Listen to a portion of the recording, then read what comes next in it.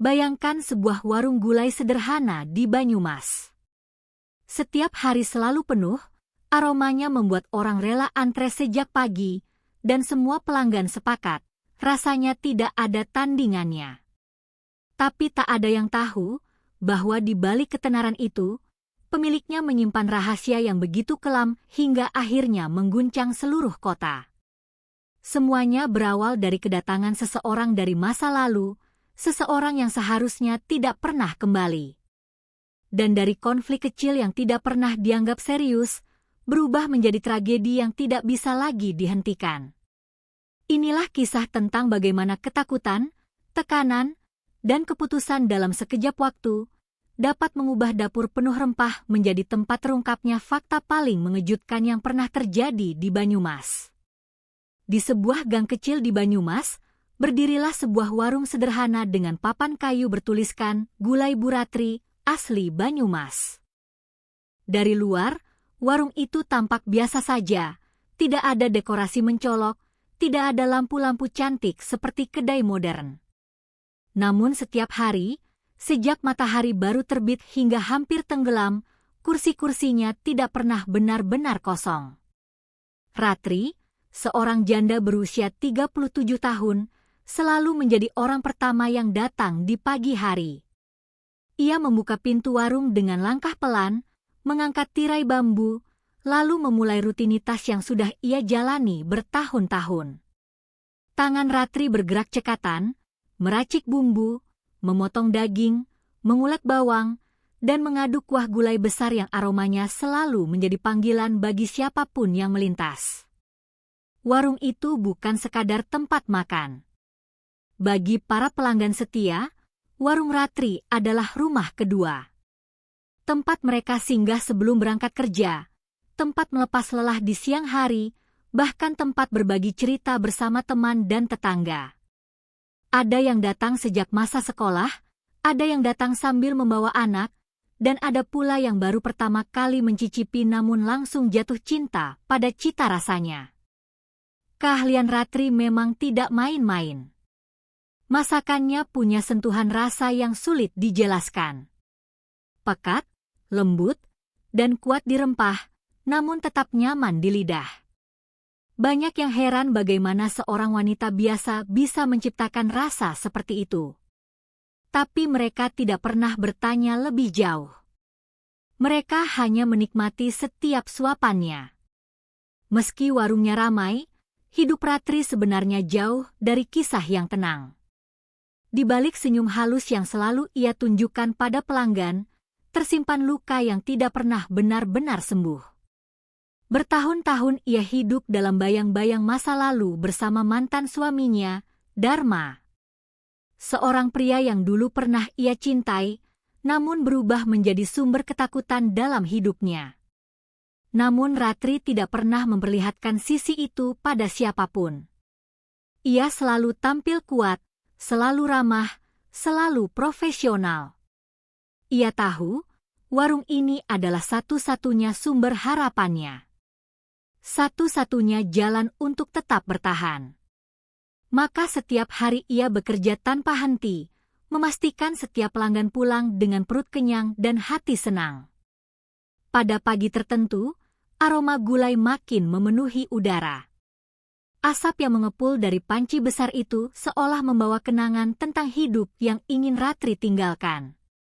Pelanggan sudah mulai berdatangan. Ada yang memanggil, "Bu Ratri, seperti biasa ya?"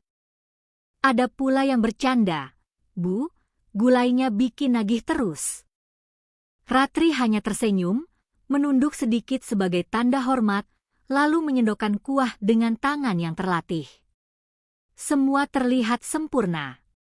Semua terlihat seperti rutinitas yang tidak akan pernah berubah. Namun Ratri tahu, ketenangan ini tidak akan selamanya bertahan. Sebab masa lalu yang telah ia kubur dalam-dalam, mulai menunjukkan tanda-tanda akan kembali mengusik hidupnya. Dan ia tidak pernah membayangkan bahwa warung yang penuh kehangatan itu suatu hari akan menjadi pusat tragedi yang mengguncang seluruh Banyumas. Sore itu, langit Banyumas tampak mendung.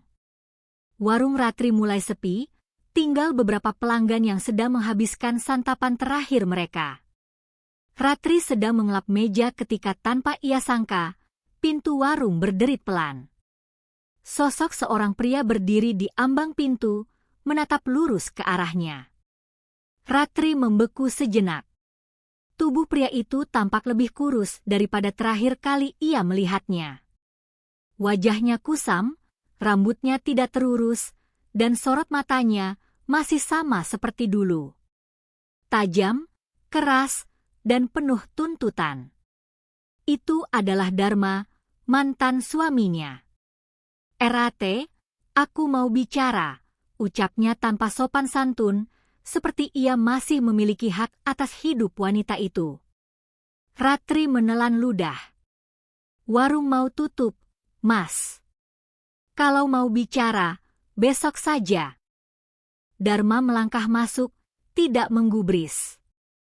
"Aku butuh uang. Kamu punya warung, punya penghasilan. Bantu aku sedikit." Nada suaranya memaksa. Seakan ia tidak meminta, melainkan menagih kewajiban yang tidak pernah ada. Ratri mencoba menjaga nada suaranya tetap lembut. "Aku juga punya kebutuhan sendiri, Mas. Maaf, aku tidak bisa." Namun Dharma justru menyeringai. "Oh, bisa. Kamu cuma tidak mau. Jangan lupa, aku pernah jadi suami kamu." Ucapan itu membuat Ratri diam. Ia tahu, jika ia terpancing emosi, situasi bisa memburuk. Ia memutuskan menahan diri, sementara dua pelanggan terakhir segera beranjak, merasa suasananya berubah tegang. Ketika warung kosong, Dharma mulai menunjukkan wajah aslinya. "Kamu pikir bisa bahagia tanpa aku? Kamu sukses begini karena siapa dulu yang bantu?" teriaknya. Ratri menunduk, mencoba mengatur napas. "Mas, tolong jangan buat keributan. Ini tempat usaha." Dharma tidak peduli. Ia menatap ke arah kasir, lalu ke arah dapur. "Aku lihat warungmu ramai setiap hari. Pasti banyak uangnya. Kalau kamu tidak kasih aku buat masalah besar." Ancaman itu bukan sekali itu terdengar. Setelah perceraian, Dharma memang sering memerasnya.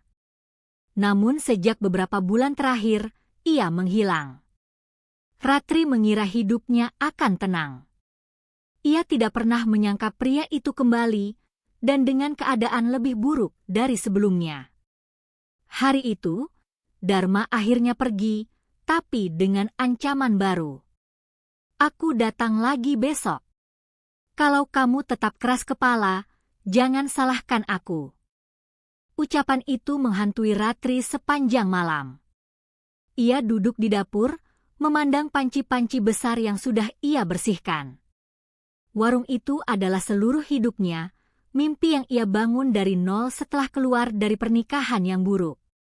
Namun kedatangan Dharma seperti bayangan gelap yang kembali menutupi cahaya hidupnya.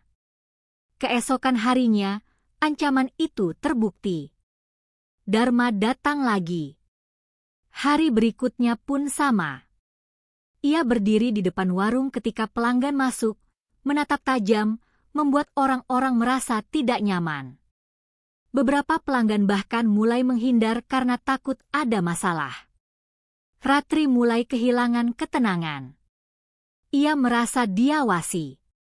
Ia merasa setiap langkahnya tidak lagi aman.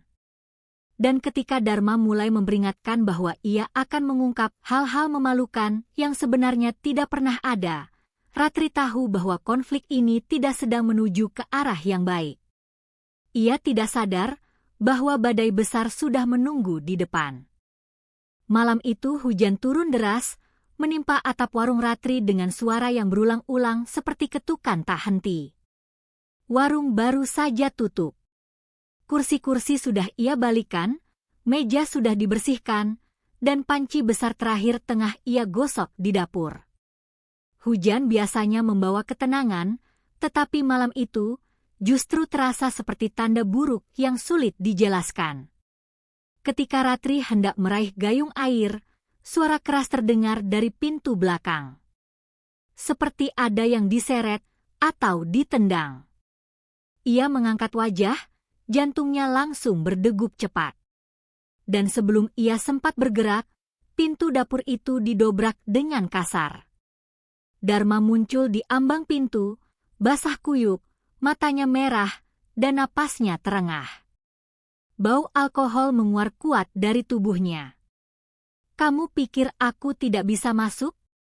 Semua pintu bisa aku buka," katanya sambil menyeringai miring. Ratri mundur beberapa langkah. "Mas, sudah malam. Mas pulang saja. Besok kita bicara baik-baik." Namun Dharma justru tertawa pendek, tawa yang terdengar lebih seperti ledakan emosi daripada kebahagiaan. "Baik-baik? Kamu pikir aku datang untuk bicara baik-baik? Aku datang untuk ambil hakku." Ia menendang bangku kayu hingga terjungkal, dentumannya membuat Ratri tersentak. "Warung ini rame tiap hari. Kamu kaya sekarang. Sementara aku? Kamu tinggalkan aku seperti sampah." Ratri berusaha menenangkan. "Mas, aku tidak meninggalkan. Kita berpisah karena Mas sendiri. Mas menyakiti aku." Ucapan itu membuat wajah Dharma berubah gelap. Ia marah karena merasa disalahkan. Tangan kanannya tiba-tiba meraih pisau dapur yang tergeletak di meja.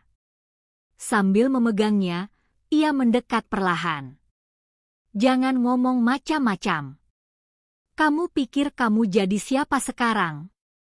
Dharma mendekat satu langkah lagi. "Kamu pikir kamu hebat tanpa aku?" Ratri semakin mundur hingga punggungnya menempel pada lemari dapur. Tangannya gemetar, matanya berkaca-kaca. Ia tidak berniat melawan, tidak berniat memperburuk keadaan. Ia hanya ingin selamat. "Mas, tolong. Letakkan pisaunya. Kita bicara di luar. Tolong." Tapi Dharma sudah kehilangan kesadaran untuk berpikir jernih. Emosi dan alkohol mengambil alih. Ia mengangkat pisaunya sedikit, bukan seperti ingin menyerang langsung, tetapi cukup membuat Ratri panik. Dalam kondisi tertekan, naluri bertahan hidup mengambil alih tubuh Ratri. Ia meraih apapun yang ada di dekatnya, sebuah panci kecil di meja samping. Ketika Dharma maju terlalu dekat, ia terpaksa mengayunkannya untuk menjauhkan diri. Benturan itu terjadi begitu cepat. Tubuh Dharma goyah, kehilangan keseimbangan, lalu jatuh membentur pinggiran meja kayu dengan bunyi keras. Hening. Hanya suara hujan deras di luar. Ratri berdiri terpaku, napasnya naik turun, tangan masih memegang panci yang kini terlepas dari genggamannya. Ia melihat ke arah Dharma yang tergeletak di lantai dapur, tidak bergerak. Ratri mendekat dengan langkah kecil, tubuhnya gemetar hebat. "Mas? Mas Dharma, bangun!"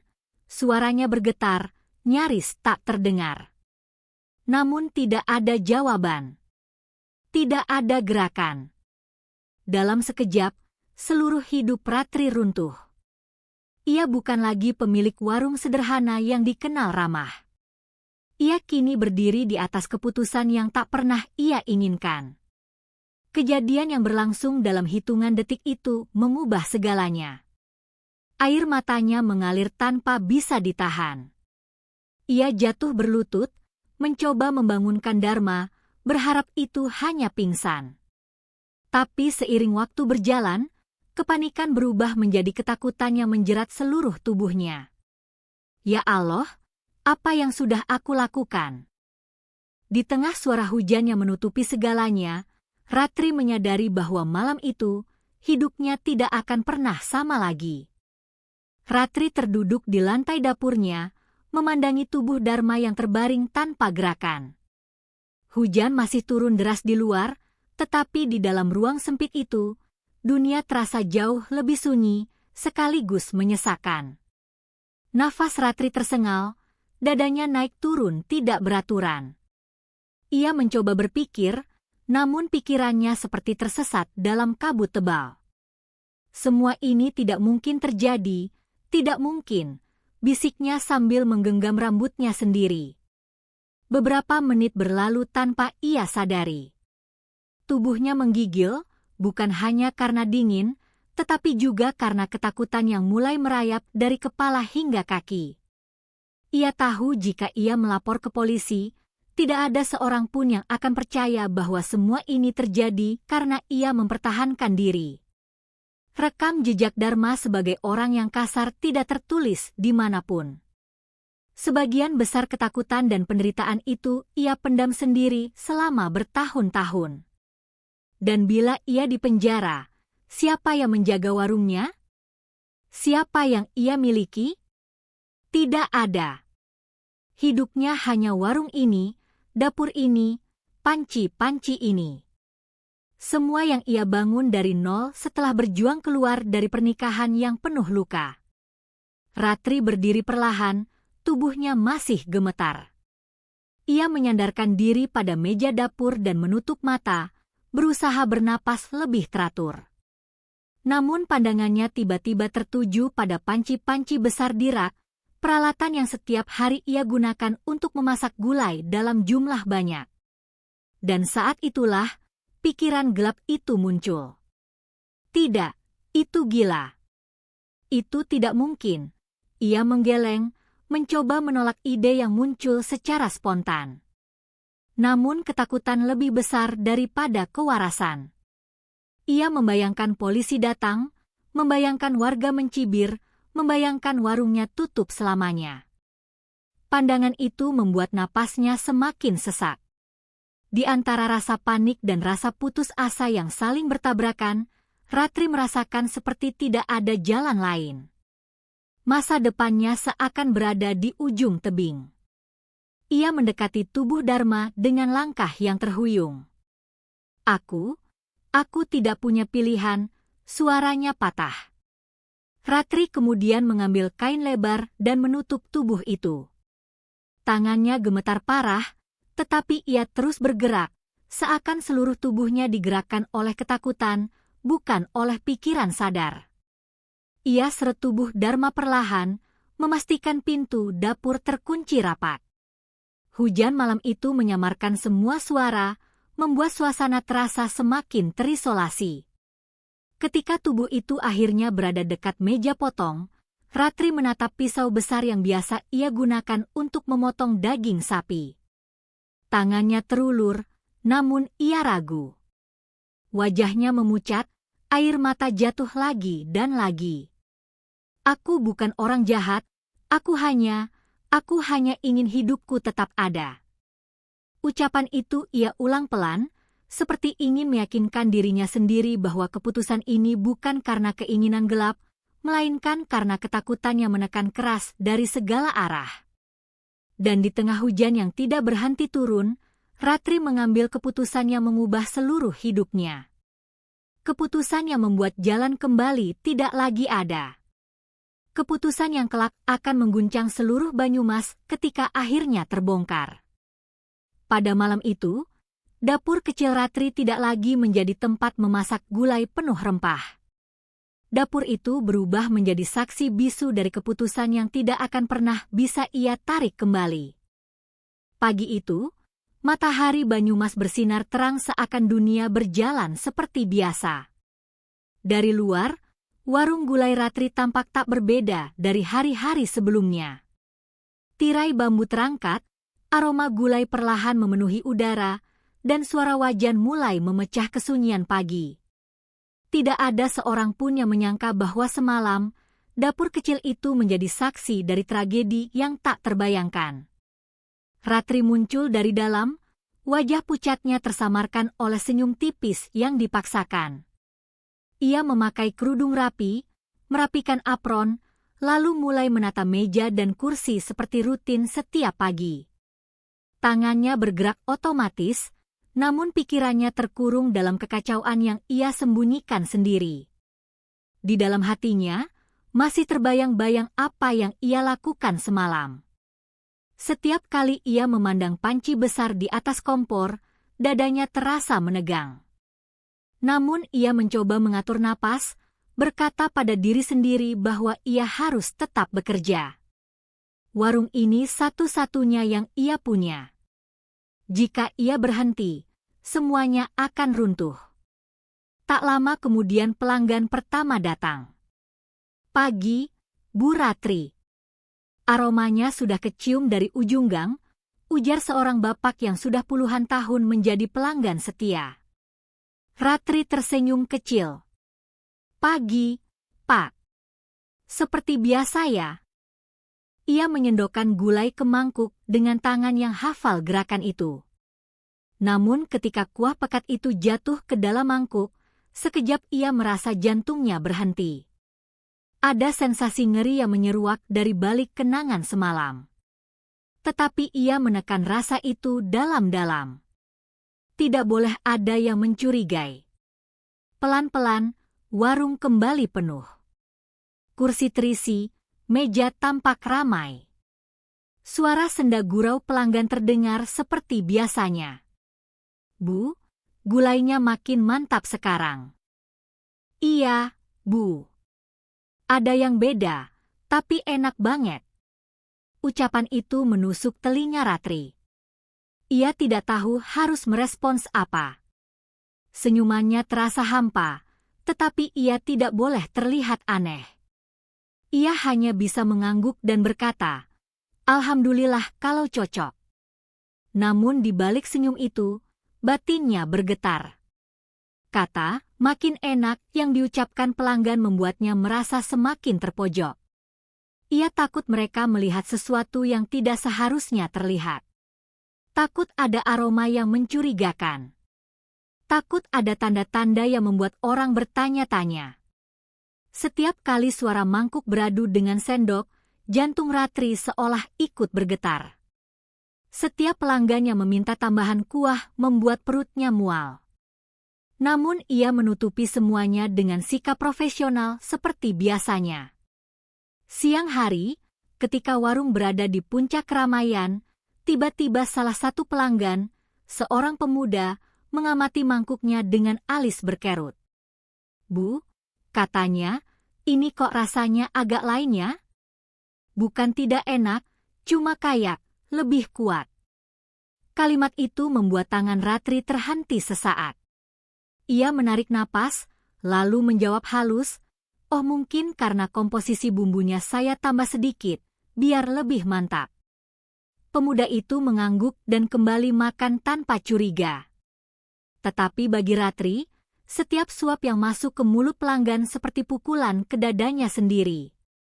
Ia merasa bersalah, takut, bingung, dan hancur, semuanya bercampur menjadi satu. Meskipun begitu, hari itu lewat tanpa gangguan berarti. Pelanggan pulang satu persatu dengan perut kenyang dan pujiannya membuat Ratri semakin gelisah. Ketika warung tutup sore itu, Ratri duduk di kursi seorang diri. Ia menatap dapur yang dipenuhi panci-panci besar dan aroma rempah yang biasanya membuatnya bahagia. Namun kini, aroma itu justru memperkuat rasa takut yang terus membayanginya. Ia tahu ia tidak bisa terus seperti ini. Ia tahu rahasia itu tidak akan bisa ia sembunyikan selamanya. Namun ia juga tidak tahu bagaimana harus keluar dari situasi yang semakin menjeratnya. Yang ia lakukan hanyalah menggenggam kepalanya dan berbisik lirih, "Ya Allah, sejauh apa aku harus menjalani ini?" Dan di luar sana, tanpa ia sadari, tanda-tanda kecurigaan mulai muncul. Semakin hari, semakin banyak yang memperhatikan perubahan pada dirinya dan perubahan pada warung itu. Sementara waktu terus berjalan menuju titik yang tidak bisa ia hindari. Hari-hari berlalu dengan cepat, namun rasa takut yang menggelayuti hati Ratri tidak pernah berkurang. Setiap pagi ia tetap membuka warung seperti biasa, menyapa pelanggan dengan senyum yang dipaksakan, dan menyendokkan gulai dengan tangan yang tampak stabil, meskipun dalam dirinya ada badai yang tidak pernah berhenti berputar. Namun ternyata, perubahan pada diri Ratri tidak luput dari perhatian orang sekitar. Salah satu yang paling peka adalah Pak Yahya, ketua RT sekaligus pelanggan setianya.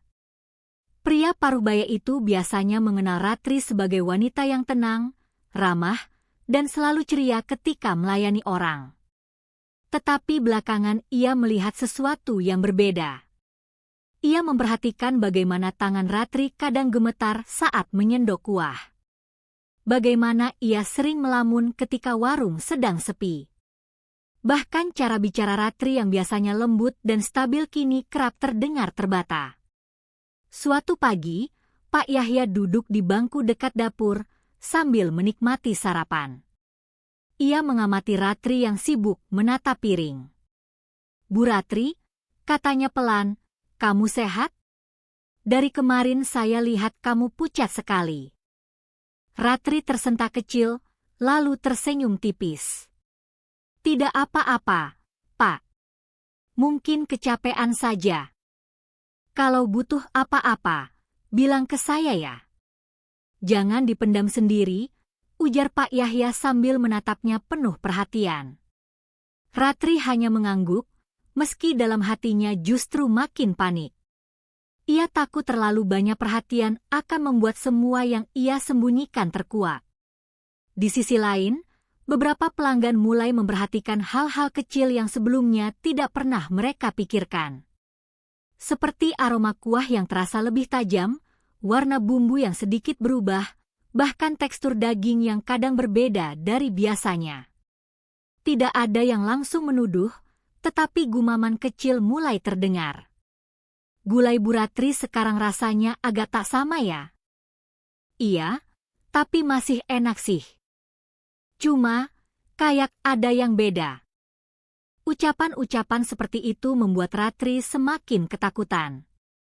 Setiap komentar, sekecil apapun, terasa seperti jarum yang menusuk hati dan menembus rahasianya. Namun kecurigaan tidak hanya muncul dari pelanggan. Beberapa warga mulai bertanya-tanya tentang Dharma, mantan suaminya. Biasanya, pria itu sering terlihat berkeliaran di kampung, membuat onar, atau sekadar duduk di warung kopi. Tetapi sudah hampir seminggu ia menghilang tanpa kabar. Suatu sore, dua warga datang ke warung. "Bu, lihat Pak Dharma tidak? Sudah beberapa hari tidak nongol. Biasanya bikin ribut di warung depan sana." Pertanyaan itu membuat tangan Ratri membeku di atas piring. Ia butuh beberapa detik untuk menguasai diri sebelum menjawab. Saya tidak tahu, Pak. Sudah lama tidak bertemu." Warga itu mengangguk, namun tatapan mereka seperti memeriksa ekspresi Ratri lebih dalam. Seolah mereka bisa melihat kecemasan yang berusaha ia sembunyikan. Malamnya, saat Ratri sedang menutup warung, Pak Yahya kembali mendekat. "Bu Ratri, boleh saya tanya sesuatu?" Ratri menoleh pelan. "Iya, Pak. Sudah lama Dharma tidak kelihatan. Kamu tidak ada masalah lagi dengannya, kan?" Nada suara itu lembut, penuh kekhawatiran, bukan kecurigaan. Tetapi Ratri tetap merasa diteror oleh pertanyaan itu. Ia menjawab cepat, "Tidak, Pak, tidak ada." Namun saat itu ia terlalu gugup, terlalu terburu-buru. Dan justru cara Ratri menjawab membuat Pak Yahya semakin curiga. Bukan karena ia menuduh, tapi karena ia melihat ketakutan yang tidak pernah ia lihat sebelumnya di mata wanita itu. Hari berikutnya, kecurigaan warga semakin menguat. Ada yang mengatakan Dharma terakhir terlihat dekat warung Ratri. Ada yang mendengar suara keras dari dapur malam hujan itu. Ada pula yang memperhatikan bagaimana Ratri tampak lebih tertutup dan gelisah. Perlahan tapi pasti, cerita itu mulai menyebar. Dan di tengah kecemasan yang semakin menjerat, Ratri tidak tahu bahwa seseorang akhirnya memutuskan untuk melapor ke pihak berwajib. Tidak karena menuduh sesuatu yang buruk, tetapi karena khawatir Dharma benar-benar hilang. Saat laporan itu masuk, hidup Ratri tinggal menunggu waktu sebelum badai besar benar-benar datang menghantam. Siang itu, awan tebal menggantung di langit Banyumas seakan membawa pertanda buruk. Warung Ratri sedang ramai ketika dua mobil polisi berhenti tepat di depan pintu masuk. Suara pintu mobil dibuka keras membuat beberapa pelanggan spontan menoleh. Detik berikutnya, 3 petugas berseragam masuk ke dalam warung dengan sikap serius. Ratri yang sedang melayani pelanggan langsung mematung. Sendok sayur di tangannya hampir terlepas. "Selamat siang, Bu Ratri," ujar salah satu polisi. "Kami mendapat laporan orang hilang atas nama Dharma, mantan suami Ibu. Kami perlu melakukan pengecekan." Pelanggan terdiam seketika. Suasana warung berubah drastis. Semua mata tertuju pada Ratri.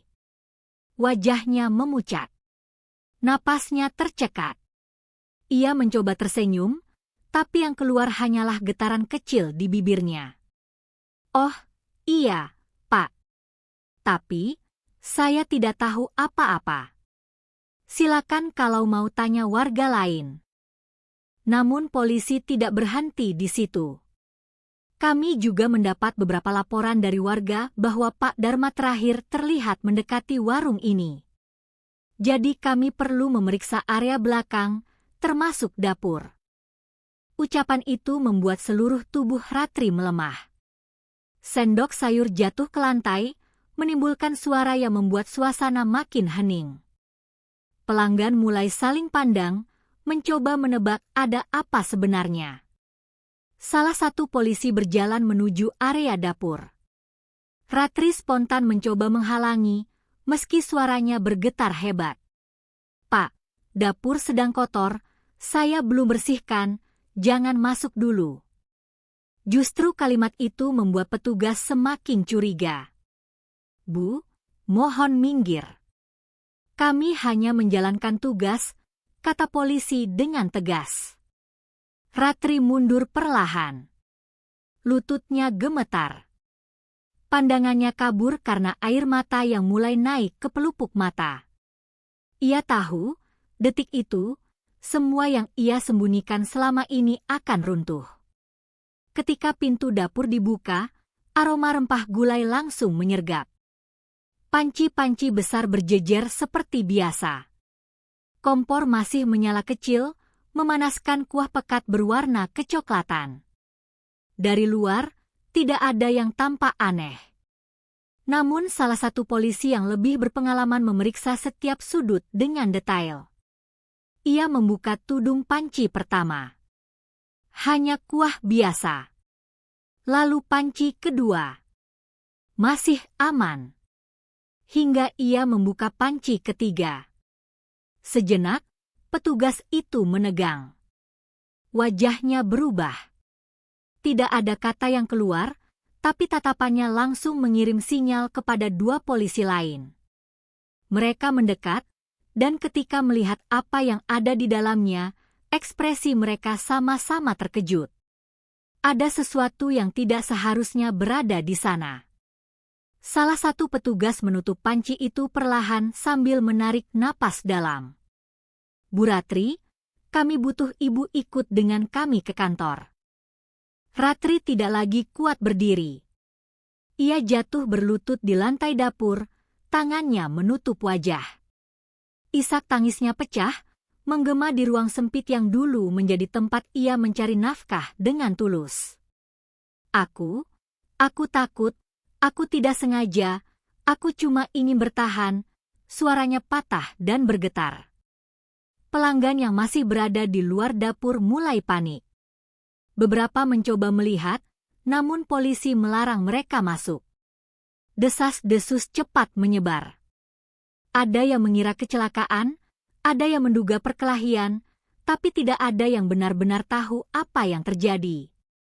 Hingga akhirnya, Ketika polisi membawa Ratri keluar dengan tangan gemetar dan wajah sembab, semua mata terpaku padanya dengan campuran terkejut, takut, dan tidak percaya. Warung gulai yang selama ini dikenal penuh kehangatan, kini menjadi pusat penyelidikan. Garis polisi dipasang. Panci-panci disita. Dapur itu tidak lagi terlihat seperti tempat memasak biasa. Dan yang paling menggetarkan adalah bisikan pelan seorang warga yang berdiri di luar pagar. Ya Allah, jadi selama ini, rasa itu. Bisikan itu menyebar cepat, menjadi kehebohan besar di Banyumas. Warung yang dulu penuh pujian kini berubah menjadi tempat orang tak berani mendekat. Ratri menunduk sepanjang perjalanan menuju mobil polisi. Langkahnya berat, seakan setiap langkah menghapus mimpi yang selama ini ia bangun. Semua telah terkuak. Semua telah berakhir. Namun yang paling mengejutkan, bukan hanya apa yang ditemukan di dapur, melainkan kebenaran yang kemudian terungkap di ruang interogasi. Ruang interogasi sore itu terasa sunyi, hanya terdengar suara detak jam dinding yang memantul di ruangan. Ratri duduk dengan tangan saling menggenggam erat, seperti sedang memeluk sisa keberanian yang hampir hilang. Wajahnya pucat, mata bengkak, dan suara napasnya terdengar pendek-pendek, seolah setiap helaan adalah beban. Dua petugas duduk di hadapannya. Mereka tidak langsung bertanya. Mereka menunggu, memberi waktu agar wanita itu bisa sedikit menenangkan diri. Hingga akhirnya salah satu dari mereka berkata pelan, "Bu Ratri, kami ingin Ibu menceritakan semuanya. Apa yang sebenarnya terjadi malam itu?" Ratri menunduk. Air mata kembali mengalir, namun kini bukan lagi tangisan terkejut atau panik, melainkan kelegaan pahit, karena ia tahu rahasia itu sudah tidak bisa ia simpan. Dengan suara serak, ia mulai berbicara. Ia menceritakan bagaimana Dharma datang dengan ancaman, bagaimana ia memegang pisau, bagaimana mereka terlibat pertengkaran sengit, dan bagaimana dalam kondisi ketakutan, Ratri secara refleks memukul untuk menyelamatkan diri. Semua terjadi dalam sekejap, bukan karena niat, melainkan karena panik yang membutakan. Petugas mendengarkan dengan wajah serius, mencatat detail demi detail. Namun apa yang paling mengejutkan bukanlah insiden itu sendiri, melainkan fakta yang terungkap setelah penyelidikan lebih dalam. Hasil pemeriksaan medis menunjukkan bahwa Dharma berada dalam kondisi mabuk berat malam itu. Kadar alkohol dalam tubuhnya jauh di atas batas normal, cukup untuk membuatnya kehilangan keseimbangan dan sulit mengendalikan emosi. Bahkan para penyidik menduga, benturan keras di meja dapur, bukan pukulan panci, yang menjadi penyebab utama Dharma kehilangan nyawa. Artinya, Ratri sebenarnya tidak sepenuhnya bersalah secara langsung. Namun keputusan gelap yang ia ambil setelahnya, membuat semuanya berubah menjadi tragedi besar. Ketika petugas menanyakan alasan Ratri melakukan tindakan ekstrim menyembunyikan jasad itu, ia menjawab dengan suara hancur. "Saya tidak tahu apa yang harus saya lakukan. Saya takut dituduh, takut warung tutup, takut hidup saya kembali hancur." Di luar ruangan, berita tentang kasus ini sudah menyebar cepat. Banyumas gempar. Banyak warga tidak percaya wanita selembut Ratri bisa melakukan sesuatu sejauh itu. Sebagian memarahinya, sebagian lagi bersimpati karena tahu bagaimana kerasnya hidup yang ia jalani bersama Dharma dulu. Pak Yahya, ketua RT yang paling mengenal Ratri, datang ke kantor polisi malam itu. Ketika ia bertemu Ratri di ruang tunggu, wanita itu langsung menangis. "Maafkan saya, Pak, saya tidak kuat, saya takut." Pak Yahya menghela napas panjang, menahan emosi. "Ratri, kamu salah besar, iya. Tapi kamu juga perempuan yang sudah terlalu lama menderita. Andai saja kamu cerita dari dulu, mungkin semua ini tidak harus terjadi. Kata-kata itu membuat hati Ratri hancur semakin dalam. Sebab benar, diamnya, ketakutannya, dan semua tekanan yang ia simpan sendiri selama bertahun-tahun membuat tragedi ini semakin kelam. Keesokan harinya, polisi resmi menutup warung gulai itu. Garis kuning melintang di pintu, dan warga mulai berdatangan hanya untuk melihat dari jauh. Tempat yang dulu penuh aroma rempah kini menjadi simbol ketakutan dan duka. Dan Ratri, duduk sendirian di ruang tahanan, memandangi langit yang tampak dari jendela kecil. Ia memikirkan hidupnya yang dulu sederhana, lalu berubah menjadi badai yang tak ia sangka. Dengan suara lirih, ia berkata pada dirinya sendiri, "Andai saja aku bisa kembali, andai saja malam itu tidak terjadi." Namun waktu tidak bisa diulang. Yang tersisa hanyalah penyesalan dan pelajaran pahit yang mengguncang seluruh Banyumas. Bahwa tekanan, ketakutan, dan luka masa lalu bisa mendorong orang ke keputusan yang tidak pernah ia bayangkan. Dan begitulah, tragedi ini berakhir. Bukan dengan kemarahan, bukan dengan pembenaran, tetapi dengan keheningan dan penyesalan mendalam dari seorang wanita yang sebenarnya hanya ingin hidup tenang.